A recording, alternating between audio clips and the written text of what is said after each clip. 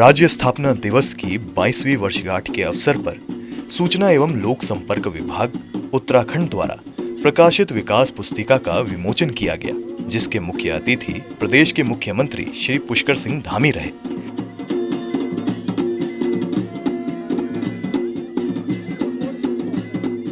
इस शुभ अवसर पर उनके सहयोगी, कैबिनेट मंत्री, विधायक व संबंधित विभागों के अधिकारी भी शामिल रहे।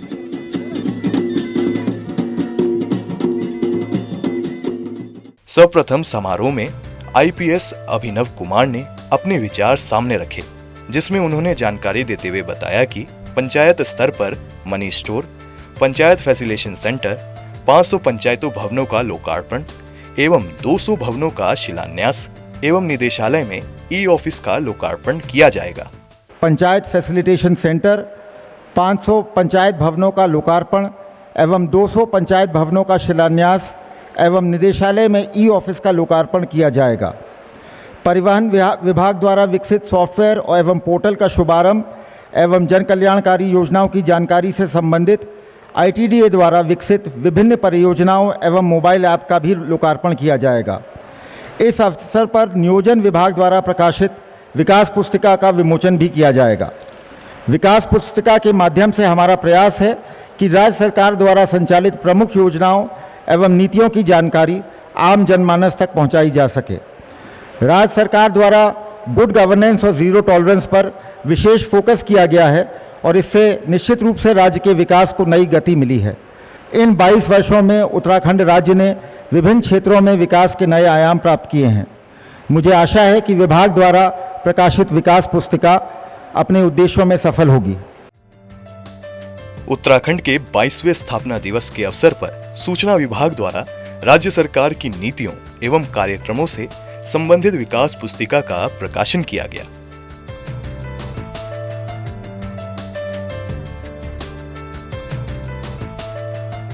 इस अवसर पर निदेशक आईटीडीए अमित सिन्हा द्वारा बताया गया कि अपनी सरकार ऐप पोर्टल एक एंड्रॉयड बेस्ड एप्लीकेशन है, जो कि सरल तरीके से गूगल प्ले स्टोर से डाउनलोड किया जा सकता है।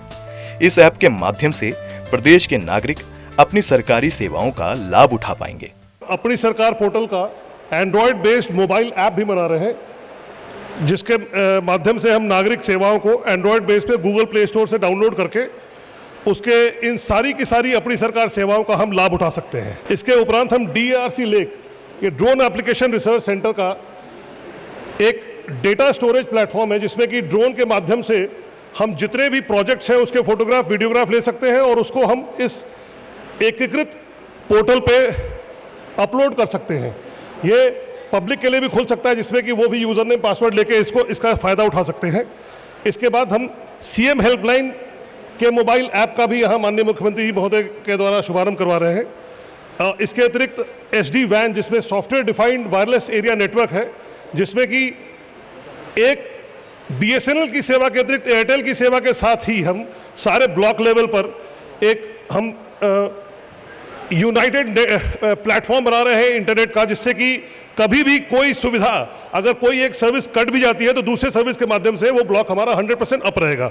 इसके अतिरिक्त जैसा कि माननीय प्रधानमंत्री जी की भी एक सोच थी कि हर उत्तराखंड के हर एक ब्लॉक में ड्रोन स्कूल होना चाहिए, तो वैसे ही ITDA कैल्क के माध्यम से DRC का एक सैटेलाइट सेंटर बनाया जो ऋषिकेश में है, जिसका भी आज माननीय मुख्यमंत्री महोदय द्वारा उद्घाटन किया जाएगा, जिसमें कि ड्रोन की वहाँ पे शिक्षा दी जाएगी।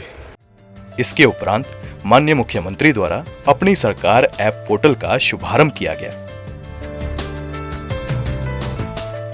समारोह में उपस्थित परिवहन विभाग सचिव अरविंद हयांकी द्वारा बताया गया कि परिवहन से संबंधित व्यवसाय या सर्विस को कैसे हासिल फ्री और स्मूथ किया जाए, इस पर विभाग द्वारा निरंतर कार्य किया जा रहा है और इसी को मद्देनजर देखते हुए 6 एप्लीकेशन डेवलप किए गए हैं। जो परिवहन से संबंधित व्यवसाय या परिवहन से संबंधित जो भी सर्विसेज हैं, उनको किस तरीके से हैसल फ्री किया जाए, स्मूथ किया जाए, और दूसरा जो वाहनों से संबंधित चाहे ड्राइविंग लाइसेंस हैं, चाहे वाहनों की टेस्टिंग है, उनको टेक्नोलॉजी के यूज़ करते हुए कितना उसमें परफेक्शन लाया जाए। इसी दिशा में पहला उपाय तो ये है कि सारी सर्विसेज को हम जितना फेसलेस कर सकें, लोगों को कम से कम ऑफिसेज में आना पड़े, उसके लिए भारत सरकार ने भी वाहन पोर्टल और सारथी पोर्टल विकसित किए थे। उसको राज्य सरकार अपने रिक्वायरमेंट के हिसाब से कस्टमाइज़ करके अपने सिस्टम्स को इंटीग्रेट करने की दिशा में आगे बढ़ रही है। हम सारी सर्विसेज ऑनलाइन वाहन पोर्टल सारथी के माध्यम से दे रहे हैं। बट कुछ ऐसी सर्विसेज हैं जिसमें पब्लिक की एक्सेस नहीं थी, वो ऑनलाइन किस तरीके से वो सर्विसेज दे सकें, उसके लिए राज्य सरकारों को काम करना था, जिसमें माननीय मुख्यमंत्री जी ने, माननीय परिवहन मंत्री जी ने समय समय पर हमें जो निर्देशन दिए, उसके क्रम में हम लोगों ने NIC की मदद से हम लोगों ने कुछ अपने सिस्टम्स डेवलप किए, जिनका हम लोग वाहन पोर्टल और साथी पोर्टल के साथ इंटीग्रेट करके अब पब्लिक के लिए एक्सेसिबिलिटी उसमें दे रहे हैं। पब्लिक उसको एक्सेस करके सारी सेवाएं घर बैठ करके ले सकती है। आज जिन 6 सेवाओं का आज हम लोग ऑनलाइन कर रहे हैं, उनका मैं ब्रीफली आपको बता दूं। परिवहन विभाग के संबंध में कुछ हम स्टेज कैरियर्स के जो टैक्स जमा कराते हैं, वो बसेस, चाहे प्राइवेट बसेस हों चाहे परिवहन निगम की बसें हैं, उन पे जो मंथली टैक्स आयत होती है उनको फिजिकली ऑफिसेज में जाकर के जमा करना पड़ता है। इससे उनका बहुत समय खराब होता है। इस सर्विस को अब हम लोगों ने ऑनलाइन आज से लॉन्चिंग करा रहे हैं माननीय मुख्यमंत्री कर कमलों से।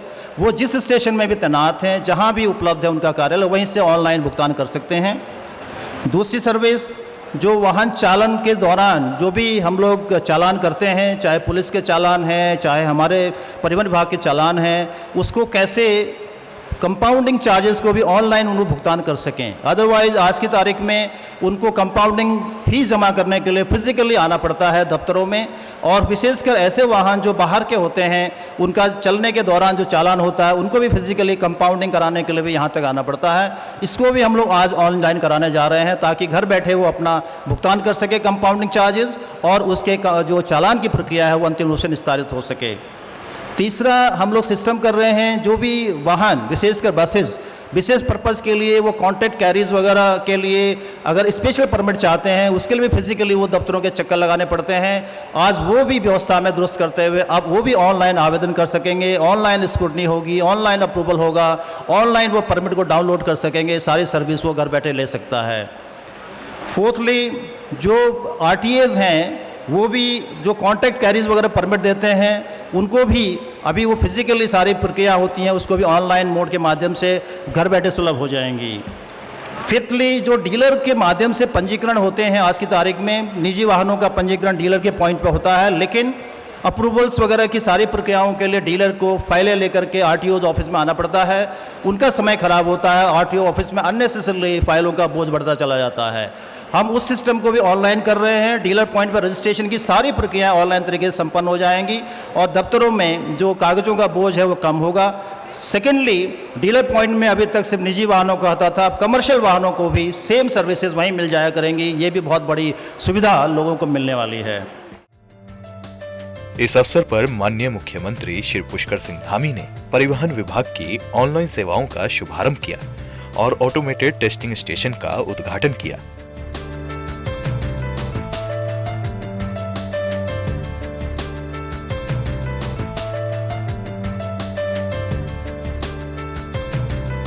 इस अवसर पर निदेशक पंचायती राज बंसीधर तिवारी द्वारा बताया गया कि जीवन को और सरल बनाने की राह में पंचायती राज विभाग ने ई-ऑफिस के माध्यम से अपनी सारी पंचायतों को ऑनलाइन माध्यम से जोड़ने की योजना की है।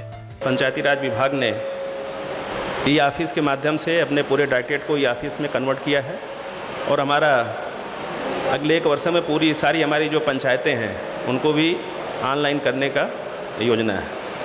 जो हमारी न्याय पंचायतें हैं, 662 न्याय पंचायतों में हम फैसिलिटेशन सेंटर खोल रहे हैं, जहां पर एक ही छत के नीचे समस्त सारी प्रकार की जो सुविधाएं हैं, जो सर्विसेज हैं आम जनता के लिए सरकारी, वो उपलब्ध कराई जाएंगी। प्रवासी नागरिकों को उनके गाँव से जोड़ने तथा सेवाओं और उत्पादों को एक मंच प्रदान करने के लिए हम एक ऑनलाइन पोर्टल का शुभारंभ करेंगे, जिसमें कोई भी व्यक्ति अगर किसी हॉस्पिटल की जानकारी चाहता है, किसी जन औषधि केंद्र की जानकारी चाहता है, होम स्टे की जानकारी चाहता है, इवन कि जो हमारी फसलें हैं, जो उत्पाद है, उनसे संबंधित भी जानकारी चाहता है, तो एक साझा मंच उपलब्ध कराया जाएगा सभी लोगों के लिए, जहां आप जाकर के उन सेवाओं की जानकारी प्राप्त कर सकते हैं और उनकी बुकिंग भी कर सकते हैं। समारोह में माननीय मुख्यमंत्री ने अपने संबोधन में कहा कि उत्तराखंड के 22वें स्थापना दिवस पर प्रदेश की जनता को शुभकामनाएं देता हूं। आज इस कार्यक्रम में पुस्तक विमोचन के द्वारा मैं उस विकास की राह को देख पा रहा हूँ जिसका हर प्रदेशवासी ने एक ख्वाब देखा था। हर एक साल उत्तराखंड में विकास का एक नया आयाम देखने को मिल रहा है। मैं हर विभाग को बधाई देता हूँ, उनके कार्यों की प्रशंसा करता हूँ और आप सभी से आग्रह करता हूँ कि विकास की राह में सब अपनी भागीदारी दें। राज्य की स्थापना के 22 साल पूरे हो गए। हमारे सभी अखबार के बंधु, हमारे प्रिंट मीडिया, इलेक्ट्रॉनिक मीडिया, सबका एक ही सवाल होता था कि 22 सालों का सफ़र कैसा रहा। तो 22 सालों का सफ़र जहां तमाम तरीके से कभी उतार रहा, कभी चढ़ाव रहा है, लेकिन मैं आज जो विकास पुस्तिका है इसके विमोचन के अवसर पर एक ऐसी शख्सियत, एक ऐसा नाम, उनका स्मरण अवश्य करना चाहूँगा, श्रद्धेय अटल बिहारी वाजपेयी जी का, कि जिन्होंने उत्तराखंड राज्य के गठन को अपनी सरकार के समय में उन्होंने सहमति प्रदान की और उत्तराखंड राज्य का गठन किया। तो उस समय जब हमारा राज्य बन रहा था तो मैंने देखा कि जब मैं कभी बिजनौर जाता था, कभी सहारनपुर जाता था, कभी रामपुर, मुरादाबाद, पीलीभीत, बरेली आसपास जाता था, तो वहाँ के लोग भी कहते थे कि हमको भी क्या उत्तराखंड में मिला सकते हो क्या, हम भी उत्तराखंड में शामिल होना चाहते हैं। तो मैं अपने मीडिया बंधुओं से भी कहना चाहता हूँ, क्योंकि अब तो भारत पूरा एक समान रूप से आगे बढ़ रहा है।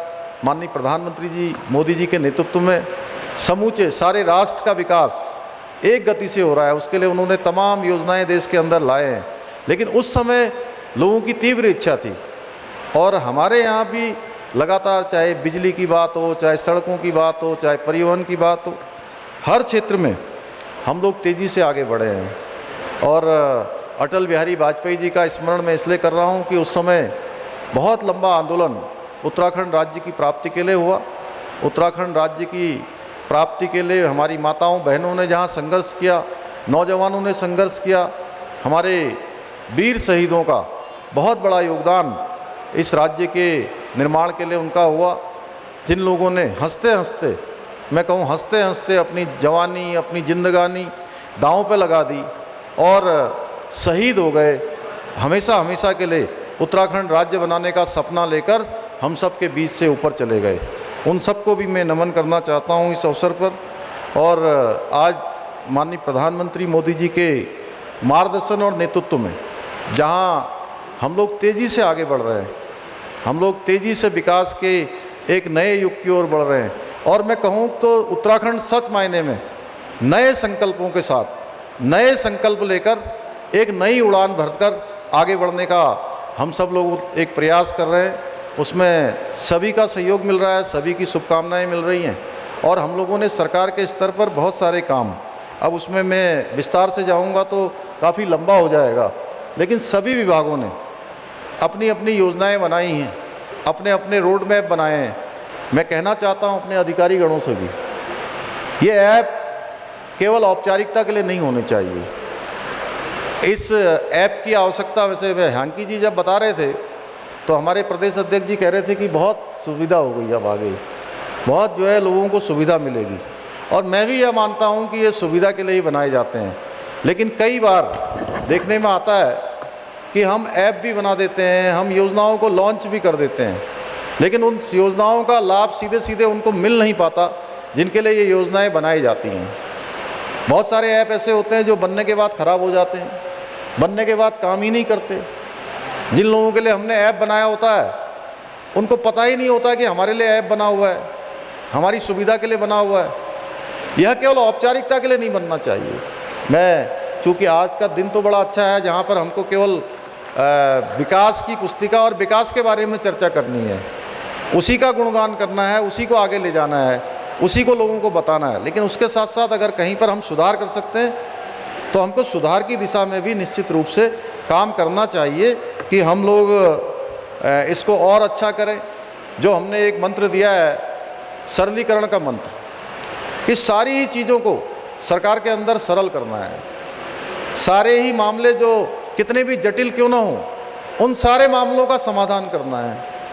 पत्रावली कितनी ही पुरानी क्यों ना हो, उस पत्रावली को भी निकालना है और उसका भी निस्तारण करना है।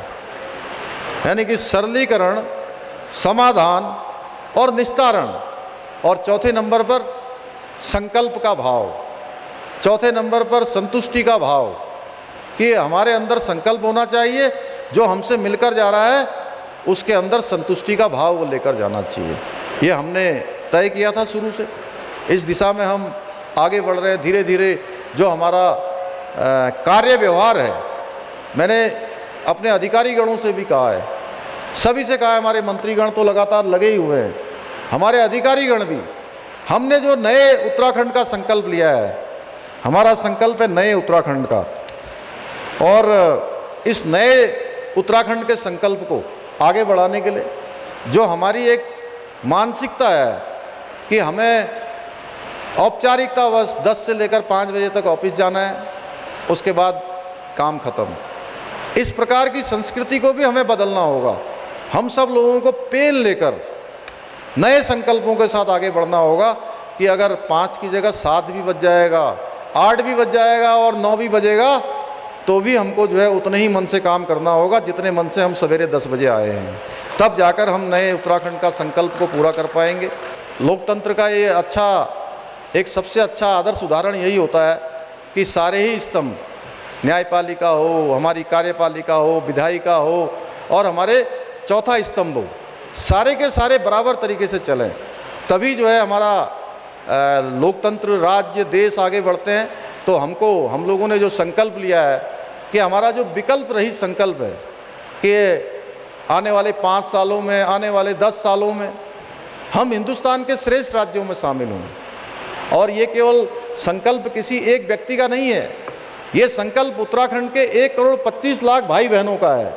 और सारे के सारे मिलकर जब हम इस संकल्प की सिद्धि के लिए एक साथ आगे बढ़ेंगे, इसके लिए हमने बहुत सारे कार्यक्रम चलाए हैं, बहुत सारे विचारों की श्रृंखलाएँ चलाई हैं, उसके माध्यम से सबके विचार लेकर अभी आने वाले कुछ ही दिनों में हम लोग एक मंथन का बड़ा चिंतन शिविर भी हम लोग करने वाले हैं, जिसमें 2-3 दिनों का लगातार चिंतन करेंगे, लगातार उसमें आपस में बात करेंगे, चर्चा करेंगे, कुछ विद्वानों को भी बुलाएंगे, उन सब के विचार लेकर कि कैसे हम लोग अगले 5 सालों में, 10 सालों में, जहां हम अपनी ग्रोथ रेट को दुगना करें, तिगुना करें, अपने बजट को दुगना तिगुना, आर्थिकी को बढ़ाने के संबंधों में, रेवेन्यू को बढ़ाने के संबंध में, कृषि है, औद्यानिकी है, हाइड्रिल है, माइक्रो हाइड्रिल है, उद्योग के क्षेत्र में, पर्यटन के क्षेत्र में, शिक्षा चिकित्सा के क्षेत्र में कैसे हम सबसे अच्छा कर सकते हैं, देश के कैसे हम सबसे आदर्श राज्यों में हमारी गिनती हो, हमारी जो बेस्ट प्रैक्टिस है वो सब लोग उसको अपने यहाँ लें, उसका उदाहरण प्रस्तुत करें। इस दिशा में हम रोड मैप बनाकर आगे बढ़ रहे हैं। अंत में समारोह के समापन पर महानिदेशक सूचना विभाग बंशीधर तिवारी ने सबका आभार व्यक्त किया। हमारे माननीय मुख्यमंत्री जी, आपका मैं आभार व्यक्त करता हूं कि आपने व्यस्ततम समय से अपना समय निकाला और हम सभी का बहुत स्पष्ट तरीके से मार्गदर्शन किया। आपका बहुत बहुत आभार। मैं आभार व्यक्त करना चाहता हूं हमारे माननीय मंत्रीगण मंचासीन हैं, आपने भी हमारे मध्य आकर के हमको गौरवान्वित किया। मैं आप सभी का हृदय से आभार व्यक्त करता हूं। मंचासीन हमारे माननीय विधायकगण हैं, आप सभी का बहुत आभार और धन्यवाद।